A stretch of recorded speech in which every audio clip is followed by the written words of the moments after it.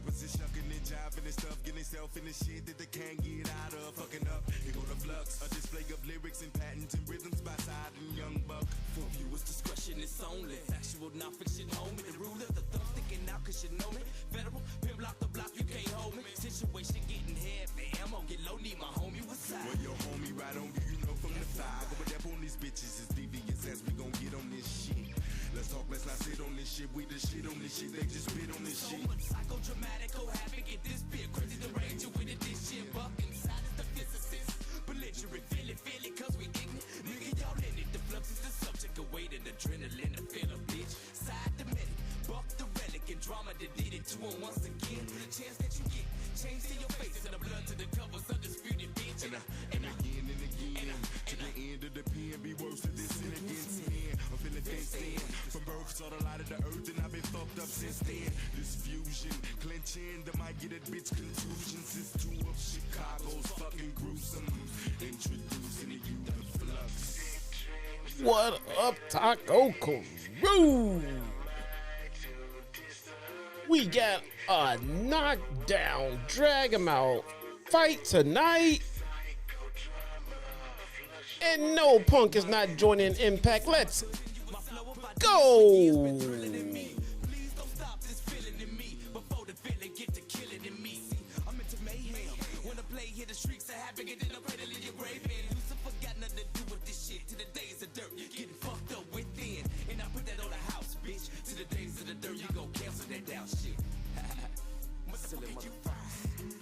And you can inhale the danger. Consider this us spilling out pills of anger.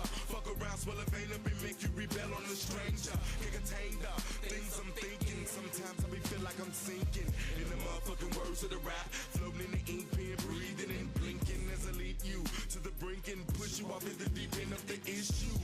Out of the realm of reaching, you ain't gonna know what the fuck hit you cause you sleeping. Chicago will be your motherfucking shit. Here to show you how worse of it fucking get. Don't play by books. I'm really up in it, burning the rules. Fuck that instruction shit.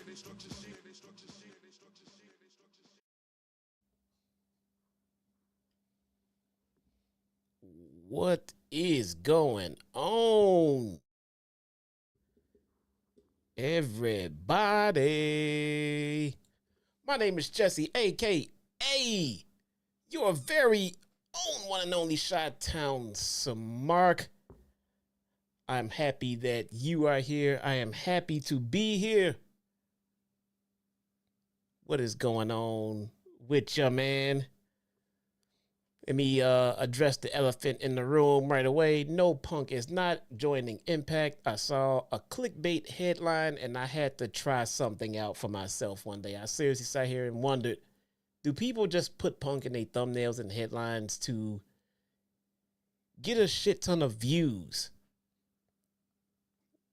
I want to find out.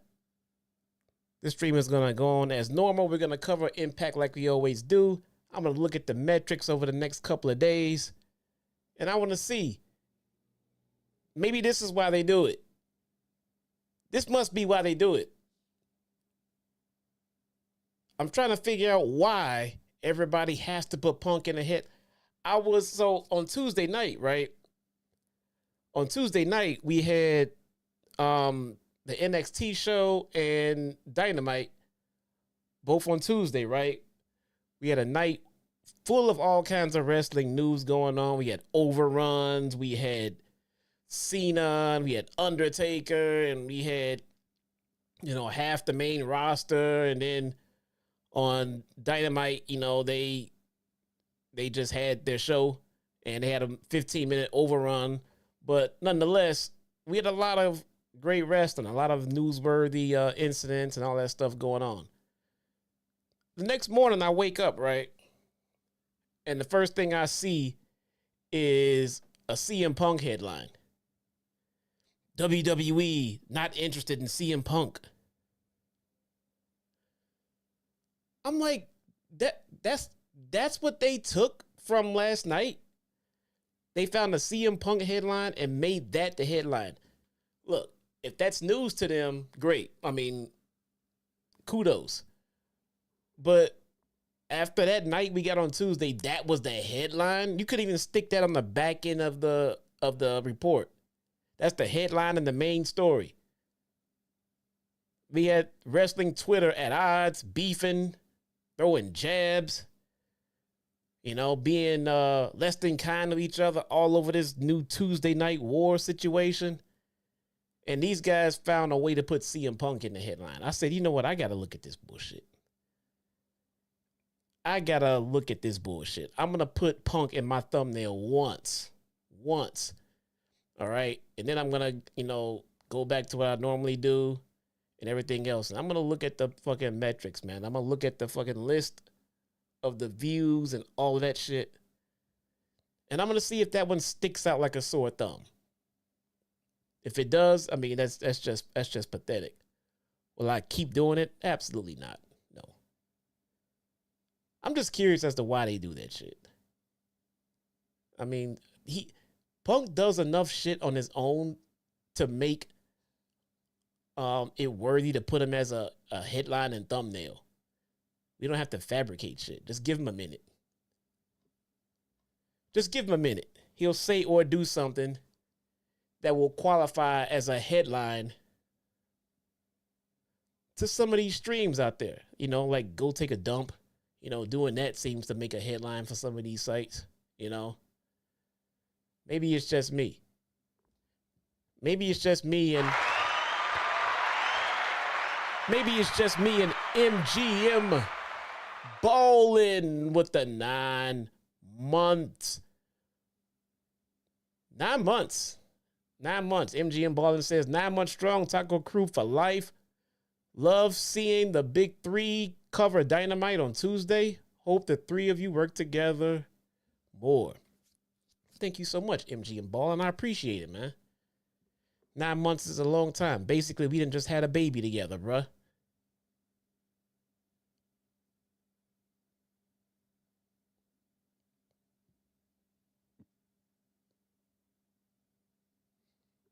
That didn't come off right. We had a baby together? Okay, all right. Yeah, that didn't work. Am I the mother? I don't know, bruh. I don't know. I gotta find a way to transition out of that one. How about this? The Rascals versus Sami and Rich Swann to start off tonight's show. Thank you so much, MGM Ball, and I appreciate you, bruh. Always been down since that day one-ish, man. Much appreciated. I have not said what up to my chat in a while. Let's see who's out here lurking and camping, man. What's going on, Robert Logan? What's going on, MGM Ballin'? Had a baby together. What is going on? Mike Does It. Treehouse. Marco Beeman. Stephen Brewer. What's going on? I'm glad you guys are here, man. Pakwai. I hope I got that right. He says, where your spot for the best tacos in Chicago? Very good question, man. Very good question. Los Camales is a very popular, authentic taco spot here in Chicago. You really can't go wrong with Los Camales. Just got one out here closer to me. Very good stuff. Me and my family we love Burrito Jalisco.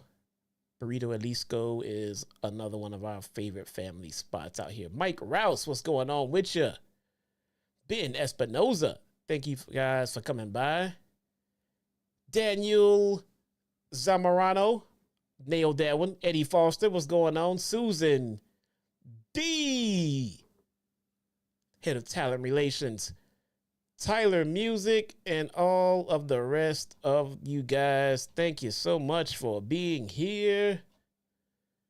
Let's get to it, man. Let's get to it. Impact tonight. What a show. What a show. Really, really bookmarked tonight. Really, really bookmarked. Beginning, fantastic. The end, even better. Very, very, very nice show. We have Bound for Glory coming up soon. I will be there live in attendance. I have to work out what we're going to do as far as the review, because I don't see myself getting out of the Cicero Stadium and getting home in time to do a live show. But we'll figure it out, man. And maybe we got to do it in the morning. So let's go. We got Impact Tag Team Championship match. Rascals versus Sami and Swann. We start off very light. We got Trey and Swann to start. But Swann lands a kick right away before Sami tags in for a double team. Swann keeps Trey grounded and away from making the tag. You know, they got him isolated. Sami comes back in and tries to pull Trey's face apart. Sami hits an uppercut. Wentz finally gets a sneaky tag, and then he gets a cutter. He gets a cutter on Sami into the ropes. Rascals get more double teaming in before Wentz covers Callihan for a near fall. Trey unloads with strikes before yelling at the ref to get out of his face. You know, the Rascals, man. The Rascals are, I was kind of, I don't know, a little on the fence with the Rascals, especially Trey Miguel and his heel turn. Because to me, he always came off like a babyface that just was trying hard to get unnatural heat. I think I'm starting to retract that, man. I think I'm starting to retract that because I'm starting to buy into Trey Miguel's heel run at this point. I'm starting to buy into it. I'm digging it. It's coming off more genuine. It's coming off a lot more genuine, if that makes any sense. So I am enjoying that. Trey leaps off the top, but Sami rolls away and levels him with a clothesline. Swann and Wentz get double tagged. Swann throws a super kick to Wentz, kicks Trey in the other corner, spin kicks Wentz again, and then launches Trey on the Wentz. Swann hits a senton out of the ring to knock them both off their feet. Swann flips over the top rope again to take out the Rascals. Wentz hit a running knee on Swann in the corner and then lands a superplex. Wentz covers with one foot with a very arrogant pin attempt. Reminiscent to me of the Chris Jericho, come on, baby pin, What happened then? Then Wentz knocks Sami off of the corner and then flies out onto Swann. We come back from the break. Trey goes for a cover on the Swann before applying a headlock. Swann escapes, only to be hit with a drop kick and trapped in another headlock. Wentz tags in and continues picking Swann apart. Callihan gets the hot tag and tries to take care of both Rascals at the same time with choke slams with a cover on Trey. Swann and Sami do double punches in opposite corners and then bite them. Everyone collides in the middle of a tandem bulldog clothesline combo type weird deal. It was weird. It was weird. The way it ended up, it was something that like no one ever would have done. Like Sami went running right towards Wentz. It was kind of silly. I thought that spot was a little ridiculous. But I guess I don't know. I can see getting caught up in the moment. I guess I don't know. Trey hoists Swann up so Wentz can't hit a blockbuster, but Swann kicks out. Trey grabs his title and a can of spray paint. Again, these guys with the spray paint. I think between these guys and the Outcast, I'm just about done with the spray paint gimmick, man. Done with it. Trey goes to spray Swann, but he ducks, and then Wentz gets sprayed. Callihan tags in for a Cactus Driver 97, assisted by Swann, but Wentz kicked out of that. Not a fan of single wrestlers kicking out of double team moves. And that's a double team move supposed to be an ender. Your tag team partner can save you, but you kick out for two. I don't know. Again, probably just me. But Swann goes up. top, but Trey trips him. Wentz low blows Sami while the ref is distracted. Hot fire flame connects, and Trey pins Sami to retain. Pretty good match. Pretty good match, man. These four have collectively been putting on good matches between them. You know, I'm loving what the Rascals are doing right now. They have severely grown on me. Not quite sure what's going on with Sami and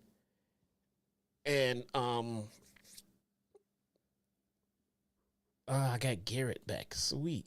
Okay. That's awesome. Yeah, I'm not entirely sure what's going on with Sami and Swann right about now. But I mean, what can you say, man? I'm guessing they'll pick that story up. I'm guessing they'll do something with it in the near future. I don't know. But to me, it just kind of feels like they're just kind of just floating a little bit, doing a lot of nothing, if that makes any sense. So, give me 1 second, guys. I gotta take care of my super stands real quick. Gotta love the super stands, man. Gotta love the supers. They take time. They take time out of their day. You know? Just to create bogus accounts. Just to try to get my attention. I love them. I love them all. How can you not, man? You gotta love these people. You gotta love them all. Give me 1 second. Let's do custom. Days. Save. Done. Anyway. After that, we get Kenny King talks to Shelton Jing backstage about how he can't find Scott D'Amore these days. He said when he was champion, man, he could walk around out back and all he run into was people like Scott D'Amore. Now, he said Scott D'Amore is ducking him, bruh. He said Scott D'Amore is ducking him. So, Gene questions why King keeps shifting the blame to each new rival. King calls out Heath and hopes he has health insurance for his kids. Because, Heath got kids, bruh. Heath has got kids. Gia speaks to Callihan King. This was interesting. This was very interesting. Gia Miller speaks to Callihan King about her beef with Jody Threat. Santino interrupts and reveals that King was the one who attacked Taylor Wilde. So that was a pretty bold accusation, man. But King admits it. She said, yeah, you know what? She admits to it and says she cut her off as soon as they lost those tag titles. So that they're saying used to be long live the coven, but now it's long live the king. I like that. I like that. Jorydnne Grace versus Eric Young versus Jake something versus Dirty Dango. He hates pro wrestling versus Champagne Singh. Jorydnne Grace just hanging out, doing mixed matches. No real explanation for it. I guess it's just a normal occurrence on Impact, maybe. I know it's happened, but I didn't know if there will be special circumstances for when it happened or what. Not too sure about it, but let's see. We get Jake right away goes after Dango while EY and Grace work Singh. Jake and EY focus on each other. After Grace is neutralized, they continue trading shots until everyone else re-enters the fray after commercial. Dango and Singh throw Grace down and then take turns, booting her into the corner.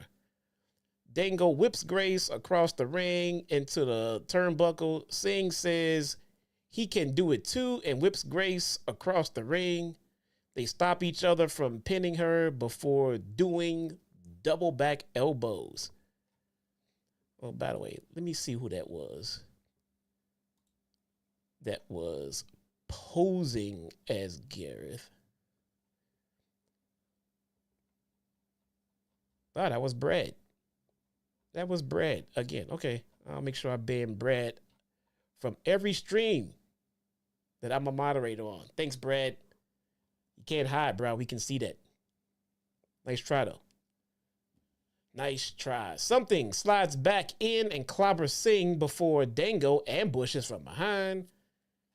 Dango and Singh go back to the double team and Grace with a stalling suplex. Dango goes up top, but Singh finally turns on him. Grace finds her footing and sends Singh into Dango. Juggernaut Jackhammer connects on Singh, but Dango breaks the cover. Jake runs over Dango and then does a corner spear. Powerbomb on Dango, but Singh throws him out and almost wins. Jake goes up top, but Singh cuts him off. EY finally re-enters. Eric Young took a nice little hiatus.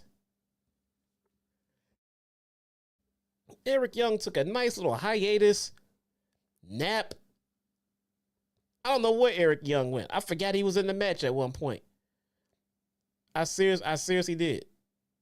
EY finally re-enters the match, but Singh attacks him from behind on the outside. The former Vladimir Kozlov suddenly walks down the ramp and clotheslines Singh. Back into the ring, Jake something, comes face to face with Kozlov. Dango takes advantage and pins Something to win. Dango is now number 20 in the Call Your Shot Battle Royal, while Something is number 1. Kozlov is now aligned with Dango. I'm not sure who the former Vladimir Kozlov is. I like his presence, though. He looks like a serious heavy. Dango winning this match basically tells me that Dango is not winning the Battle Royal and that Jake Something is probably my odds-on favorite to win that match. We have Courtney Rush versus Tasha Steelz.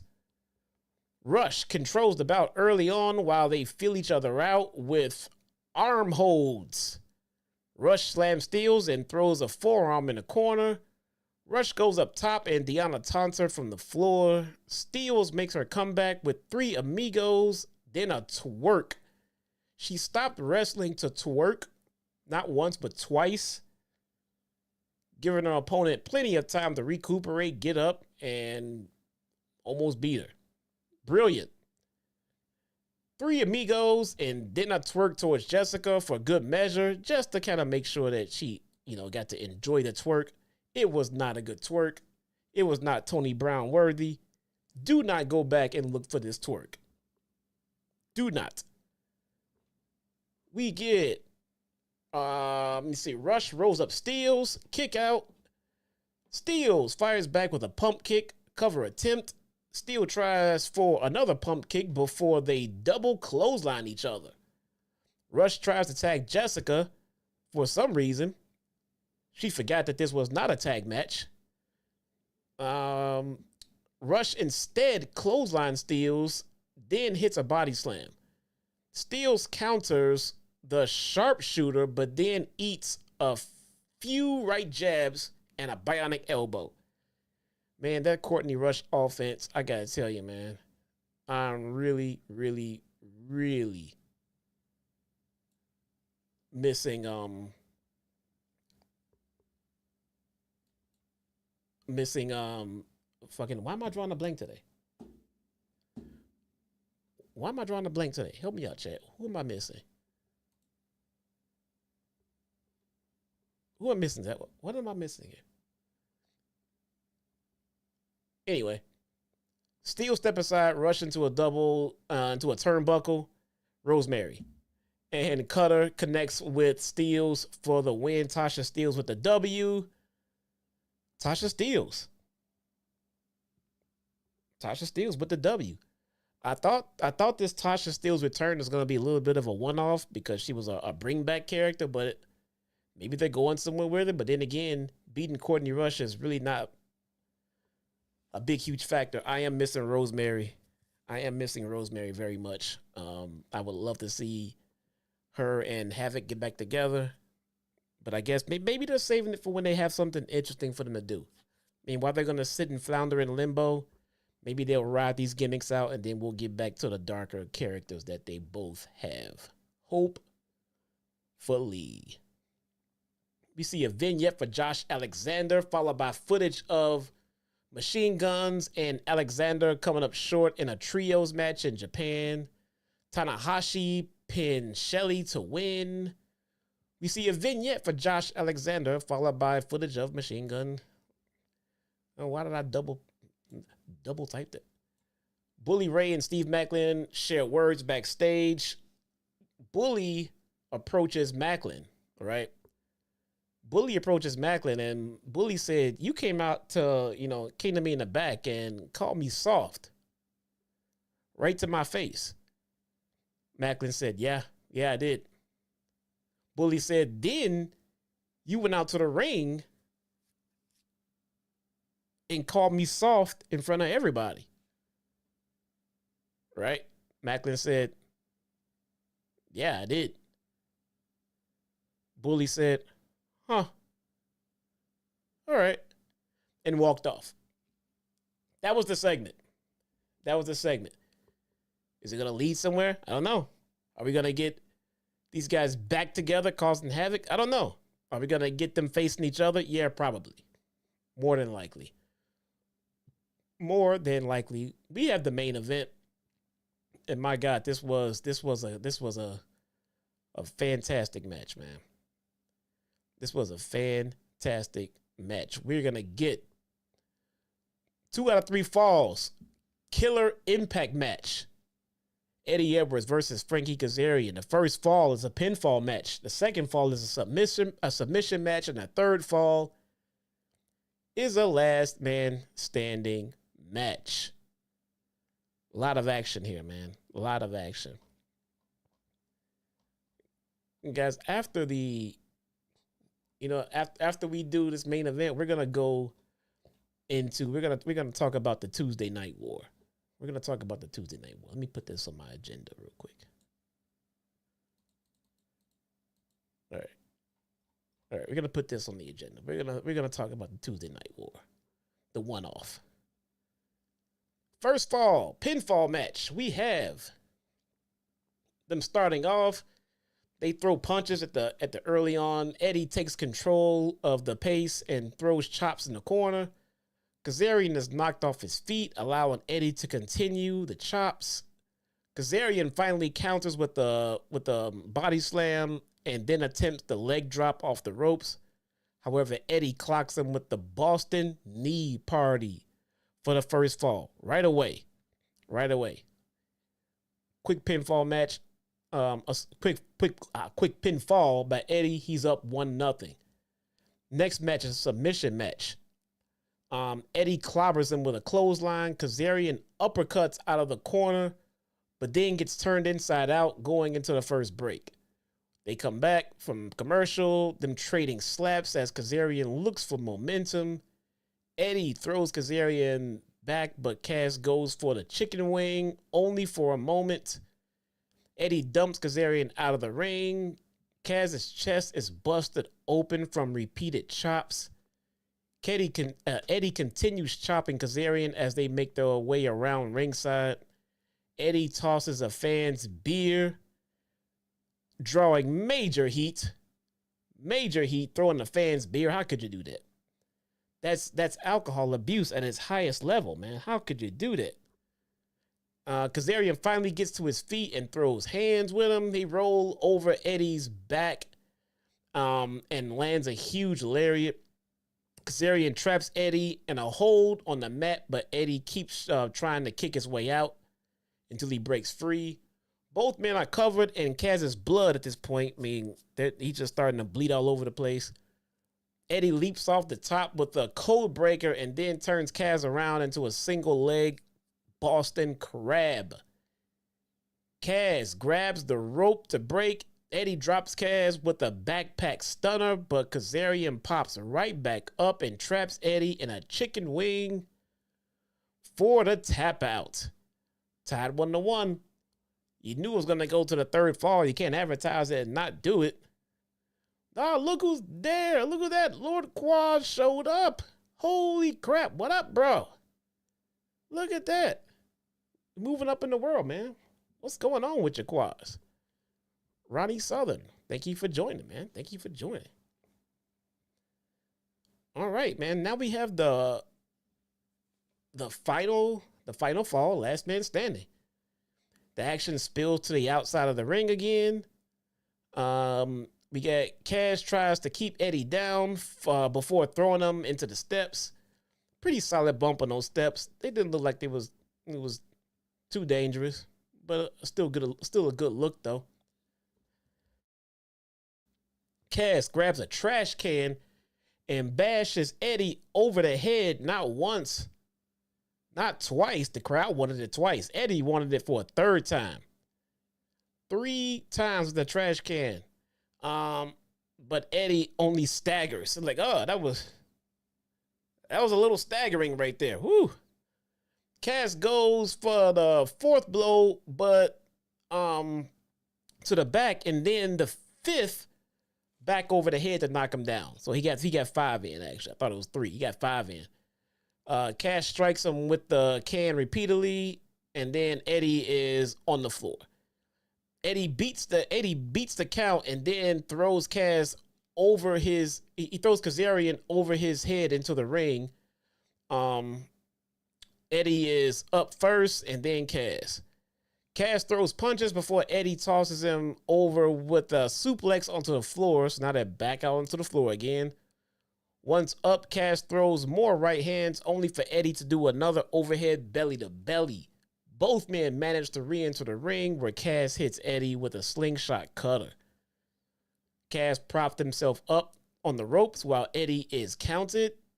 Eddie gets up and falls out of the ring. Kaz pulls out weapons and uses a baking sheet. He pulls out a table, a baking sheet, chair. And the first one he wanted to use was the baking sheet. He figured he would start there, you know.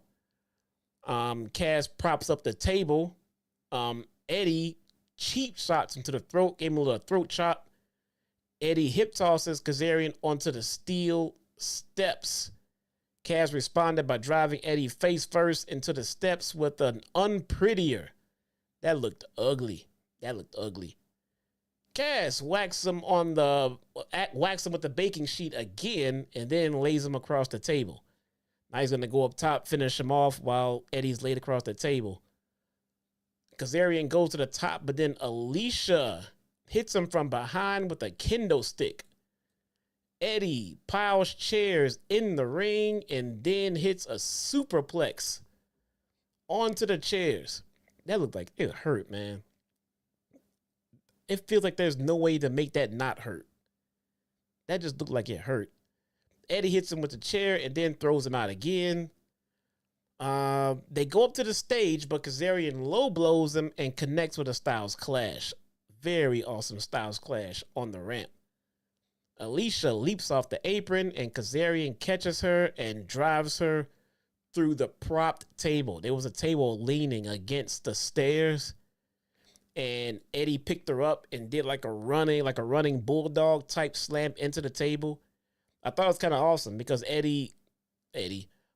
Frankie turned her at the last second to protect her and threw his own body into the table and, tried to give off the illusion of putting her through the table. I can appreciate it. I mean, we get it. You're so frustrated. You're going to put her through a table. There's no need to actually do it. So he turned his own body and took that bump himself and kept Alicia safe. I did like that spot. I like that a lot. Eddie runs down and sets up another table as officials check on Alicia. On the apron, they trade blows until Kazarian hits fade to black through the table on the floor from the apron. Kazarian manages to get up and beat the count, and Eddie did not. Frankie Kazarian wins apparently the blow-off match. So from what everyone is saying, from what commentary is saying, from what these two said earlier in the back, this was it. Commentary even made the comment at the end saying, you know, well, what's next for Kazarian? Implying that this feud is definitely officially over. I could deal with that. It was getting a little bit, you know, redundant with these two. They kind of beat the crap out of each other. They did what they needed to do. They got it all out of their system. They put Killer Kowalski on a pole, fought over that. They put Alicia through a table, sort of. They did their damn thing. You know, they beat the crap out of each other. Very decent feud. You can tell they work well with each other. Now it's time for both of them to move on. Very cool. The Tuesday Night War. That is the show, by the way. That was the end of Impact. The Tuesday Night War. So I myself, I don't watch. If you guys don't know, I don't watch WWE anymore. I just don't. It's just not my thing. It's not my cup of tea. You know, as the saying goes. It's just not my cup of tea. And with the hype of everything going on into Tuesday, I was intrigued. So I put NXT on my side screen, right? And I had Dynamite here on my main screen, and I had the volume up on my Dynamite show because I'm going to be doing that live review on JD's channel afterward. Josh, what's going on, man? What's going on with you? Wow, I still can't believe Quad showed up, man. So I'm watching both of them, right? And I tried following NXT, but I couldn't. I mean, it just wasn't feasible to keep track of both shows, but I did kind of keep an eye on them to see what was going on. But between all of the advertising that WWE put on with, you know, all of the main roster stars and The Undertaker and Cena and everything else, and then with Tony Khan fucking tweeting every fucking 5 seconds, it felt like, you know, about Dynamite being on Tuesday.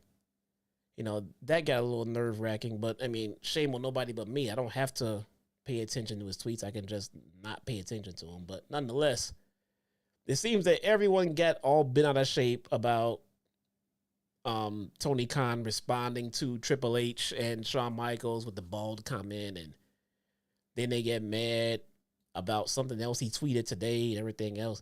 I don't get why somebody tweeting is making people angry. You know, you can block them, mute them, and just not pay attention to what they're tweeting.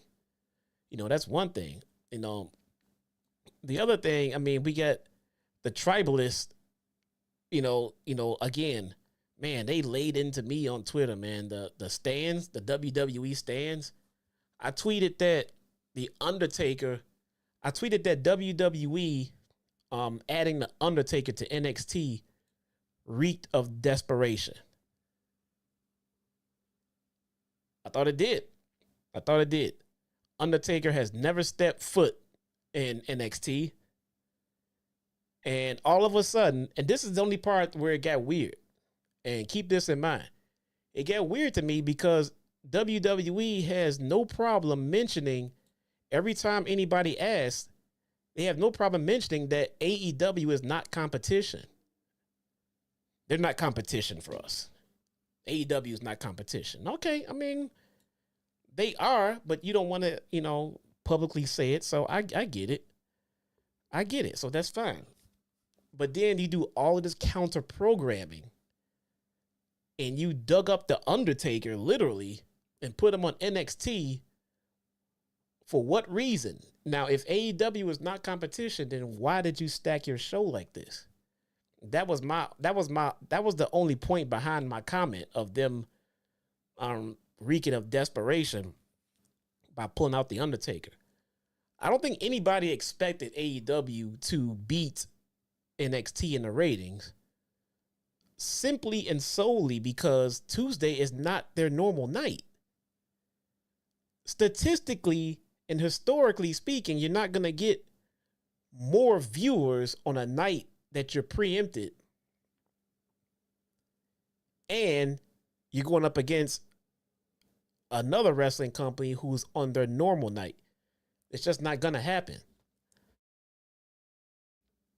So I don't see what the big anticipation was about. I mean, and once again, I watch pro wrestling. I don't watch ratings.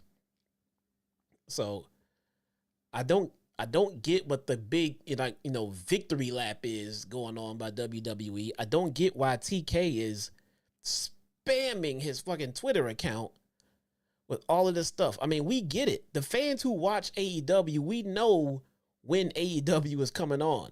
We get it.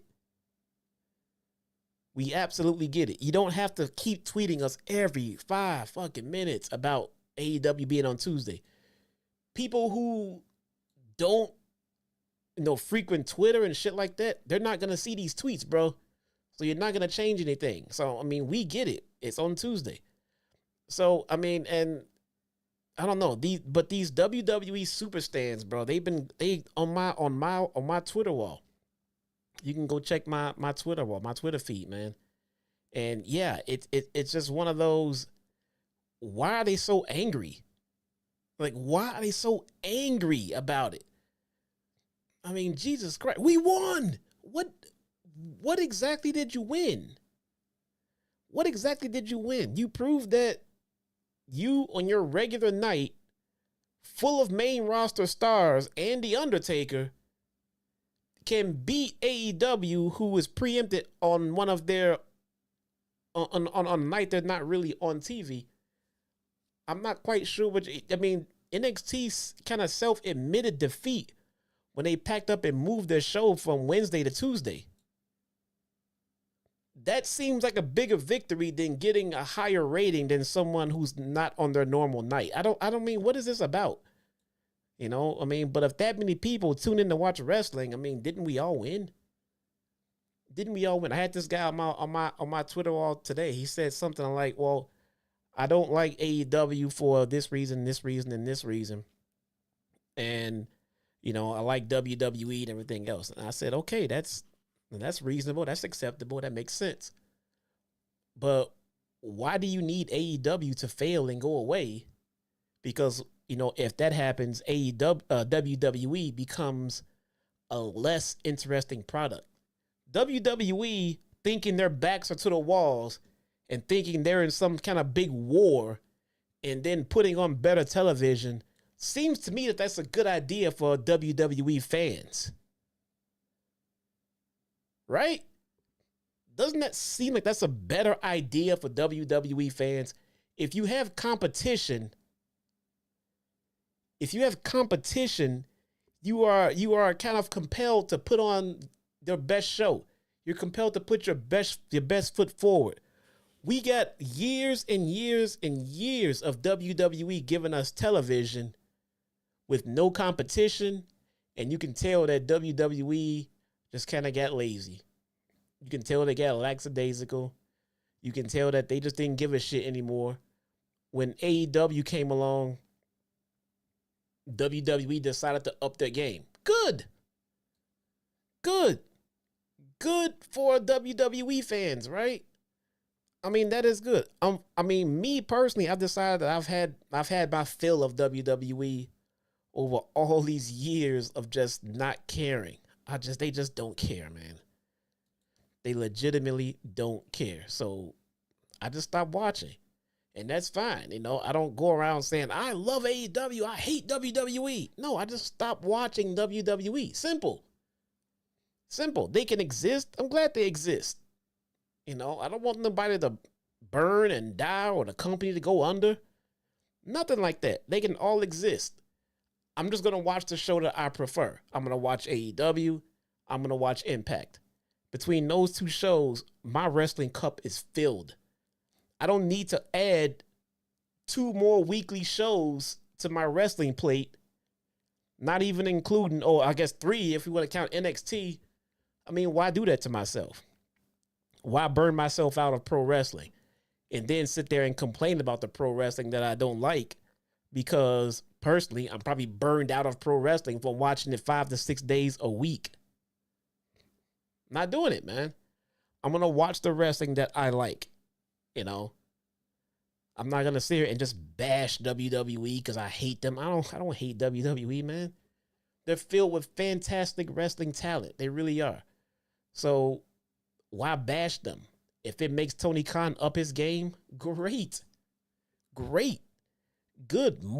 Better wrestling for us on AEW. Better wrestling for the WWE fans over there. I don't get the tribalism. It's like, okay, so I'm a Vikings fan. Vikings are my favorite football team. If the Vikings are playing the Bears, yes, I want the Vikings to win. I don't want the Bears to go away and never exist. Why would I want that? Why would I want that? I just want my team to win when we play. When we're not playing you, I want my team to beat that team.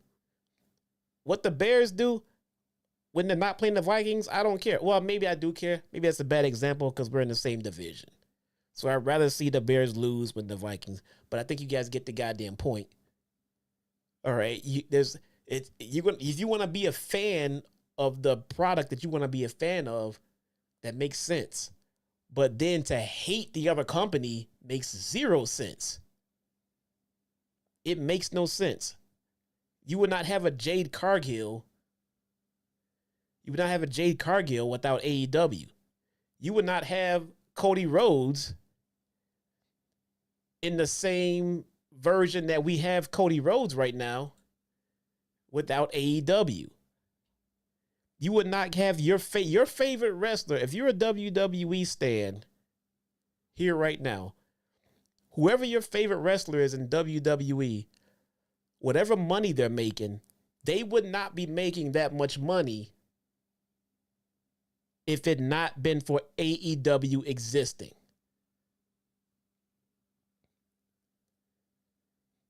Right or wrong, true or false? Your favorite wrestler in WWE is making as much as they're making because AEW exists, because they have to pay them competitive wages, because they have another billionaire over there who can pay these guys whatever they want to. Before, WWE had a monopoly on all of the mainstream wrestling. And if you didn't like it, you can go kick bricks and not get seen on TV. And guess what? That's exactly how they treated people. That's exactly how they treated people. They treated people, take this or leave it. If you don't like it, where else are you going to go? Now, it seems those pockets are opening up a little bit. Things have changed. Do you think it's because it's out of the kindness of WWE's heart? It's because AEW exists. Do you think that we would have gotten John Cena and The Undertaker on NXT this Tuesday if AEW didn't exist? Do you think we would have gotten The Undertaker on NXT if AEW was on the regularly scheduled night on Wednesday? No. No. And if you do think that, you have a problem. You know why they booked those guys on that show. You know why. And at the end of the day, they knew they were going to win the ratings. So they didn't have to, but they did it because they're insecure. They did it because AEW is competition. But if you ask them, they'll never say, oh, yeah, they're competition. No, they're competition. They know they're competition, but they don't want to admit that they're competition. They'll do everything under the sun. And to treat them as their competition, except call them competition. You have an American nationwide traveling wrestling organization with a national television deal, traveling the country, traveling the world. and they're not competition. How stupid do you think people are? And that's another thing I got tired of WWE about. They think their fans are fucking stupid. They think you guys are stupid. And they treat you as such. They treat you as such with their booking. They treat you as such when they say stuff like AEW is not competition. Then what the fuck are they? What are they then? Why are you counter-programming them? Why are you now all of a sudden paying your talent more money? But they're not competition. Yes, they are. Just say they are, and you're going to treat them as such, and it makes sense. What doesn't make sense is when you say they're not, and then you treat them like they are. You kind of look a little ridiculous when you do it that way. Maybe it's just me. What do you guys think, man? Robert Logan says, there has always been other places for wrestlers to go. Where, Robert Logan? Robert Logan, tell me where, before AEW, where was a wrestler going to go to get the kind of money that AEW, that WWE was paying and the television exposure? Where? There was nowhere else to go. You have to leave the country to go to the next most popular brand, and they're not being shown on American television on a worldwide basis. So where are they going to go? Yeah, the money and exposure, true. But, dude, they can always go to someone's backyard. They can go to the Hammerstein Ball Center. You know, they can go to, the Cicero Stadium. They can go and wrestle indie promotions in small venues all over the place. There's nowhere else to go in after WWE until AEW comes along. That makes I think that makes the playing field a little bit more even. You were responding to someone else. Okay, my bad, Robert. I think that I think it levels the playing field. It's almost like in a weird roundabout way, it almost put the pressure on WWE to treat the talent as if they were a part of a union per se. Because a union would prevent you from treating employees just any old way you want them to, or you wanted to. It would prevent you from paying them less than a fair wage. Right or wrong. These are the kind of things that union will look out for you and do. Well, with AEW coming along, now WWE has to pay their talent a fair and competitive wage. You can't just treat your talent any old way you want to, because when their deal is up, they actually have somewhere viable to go and to be a star and to turn a Dean Ambrose into a Jon Moxley, where his creative freedom can now breathe. You know what I'm saying? Before, he just had to sit there and be Dean Ambrose and work with a plant and do stupid shit, and it was not creatively fulfilling for Jonathan Good. He went to AEW, brought back his Jon Moxley character, got the creative freedom he want, and he's a happier pro wrestler right now. Is that for everyone? No, it doesn't. It's not for everyone, but it is for those who don't want to work the WWE style. That's who it's for. And that's what makes them happy. Jade Cargill. Do you think about this. Think about this for a second. If Jade Cargill walked, and you know what? I already have the answer to this because it already happened. Jade Cargill walked into WWE without being on AEW and just tried to get a job, she probably wouldn't even get hired. And you know what? She didn't get hired because she tried out for WWE first. She went to AEW, got hired, got a competitive wage, was turned into a superstar. And then when her contract is up, then she went to go reapply for WWE again. This time, hired sight unseen. No tryout. Big money behind it. Why is that? Why is that? Because Jade Cargill was not getting that money before because she tried to. She couldn't even get a job. But because of AEW's exposure and because of AEW existing, Jade Cargill was able to go back to WWE and then say, you want to try this shit again? Now they're paying her. Now they're paying her what she's worth. Now she's not kissing their ass. They're kissing hers. Why? Because of AEW. So if you're just joining, basically all I'm saying is for the flag bearing WWE super stands over there that just want AEW to die and go away, chill. Let AEW do AEW. Let the owner make ridiculous fucking tweets. All right? Let them continue to not sell out venues. Let them do whatever it is they want to do. But as long as they exist, WWE is a better product for the fans. WWE would love for AEW to go away. Makes sense. Why? So they can stop paying their talent as much as they have to. So they can go back to treating their talent like shit.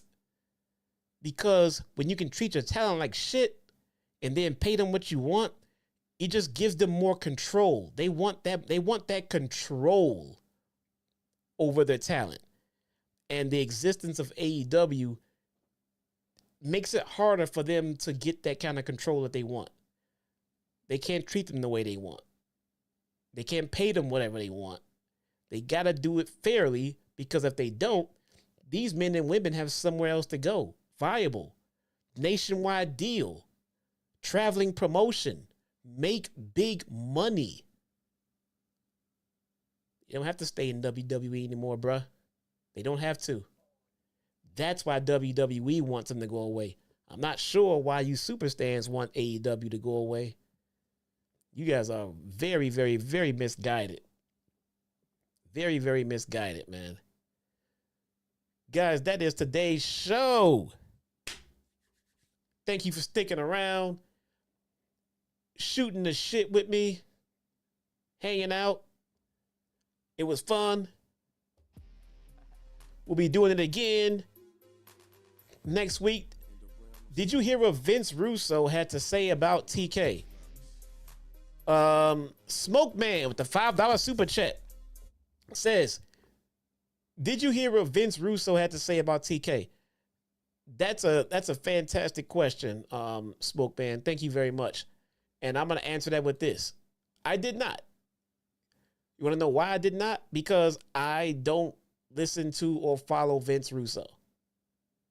So instead of, this is what some people do on social media, they like to go to the podcasters that they hate the most and tweet them and make up shit about them.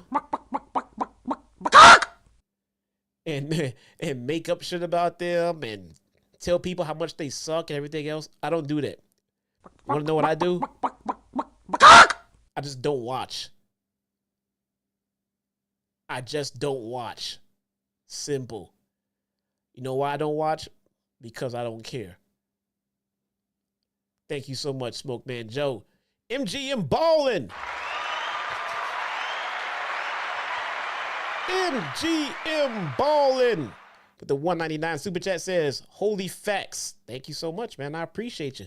You get a little personalized heart for that one. Clucky scared the shit out of me. Clucky scares the shit out of me too, man. Clucky's a dick sometimes. Guys, that is today's show. I hope you enjoyed it, because I did. I feel like I got a lot off my chest. I feel like I need to give you guys a bonus show this week. Stay tuned. it might be time for a bonus show this week with the big homie JD out of town. Who's gonna cover SmackDown tomorrow night? Who's gonna cover Collision on Saturday? I don't know about Collision. You guys want to see me cover SmackDown tomorrow night? I don't know. We'll see. Maybe I'll cover Maybe I'll watch SmackDown just to shoot the shit about it and give my thoughts on it. Maybe we will. Guys, thank you so much. I will see you guys maybe tomorrow night. I'm thinking about it. Until then, peace.